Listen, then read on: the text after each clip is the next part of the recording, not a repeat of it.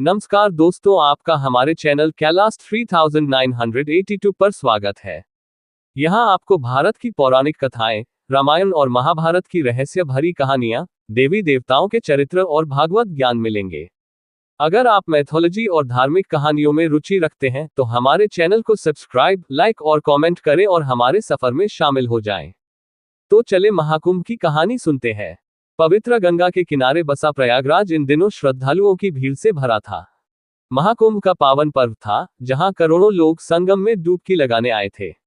उन्हीं श्रद्धालुओं में एक वृद्ध दंपत्ति रामस्वरूप और उनकी पत्नी जानकी भी शामिल थे। वे अपने जीवन की सबसे बड़ी इच्छा पूरी करने के लिए गांव से चलकर कुंभ में पहुंचे थे। रामस्वरूप और जानकी ने वर्षों से यह संकल्प लिया था कि जीवन में एक बार महाकुंभ में स्नान अवश्य करेंगे। गांव के मंदिर के पुजारी ने बताया था कि कुंभ का स्नान मोक्षदायी होता है और पापों से मुक्ति दिलाता है। इसी विश्वास के साथ दोनों पति पत्नी ने अपनी पूरी जमा पूंजी इकट्ठी की और लंबी यात्रा तय करके प्रयागराज पहुंचे। जब वे कुंभ नगरी में पहुंचे तो चारों ओर भक्ति का सागर उमड़ पड़ा था। हर दिशा में संत महात्मा, नागा साधु, कथा प्रवचन, कीर्तन भजन की ध्वनि गूंज रही थी। दूर दूर से आए भक्तों के बीच एक अलग ही उत्साह था। जगह जगह बड़े बड़े अखाड़े लगे थे, जिनमें साधु संत ध्यान और प्रवचन कर रहे थे। भीड़ इतनी अधिक थी कि रामस्वरूप और जानकी को एक दूसरे का हाथ मजबूती से पकड़कर चलना पड़ रहा था। लेकिन जैसे ही वे संगम के करीब पहुंचे, अचानक एक लहर जैसी भीड़ आई और जानकी रामस्वरूप से बिछड़ गई। रामस्वरूप घबरा गए। वे जानकी को पुकारने लगे, पर चारों ओर शोरगुल और आस्था की भीड़ में उनकी आवाज कहीं गुम हो गई। घंटों की खोज के बाद रामस्वरूप थककर निराश होकर एक तंबू के पास बैठ गए।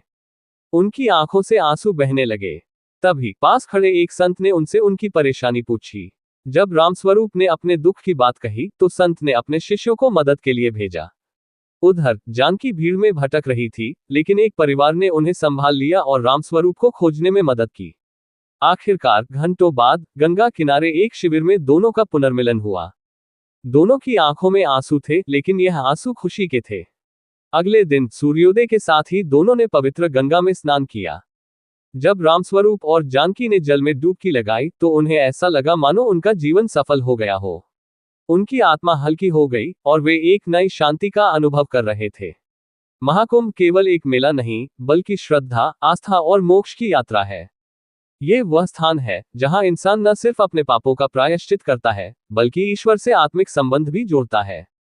रामस्वरूप और जानकी के लिए यह मेला जीवन का सबसे बड़ा अनुभव था, जिसने उन्हें सिखाया कि सच्ची श्रद्धा और विश्वास से हर संकट टल सकता है।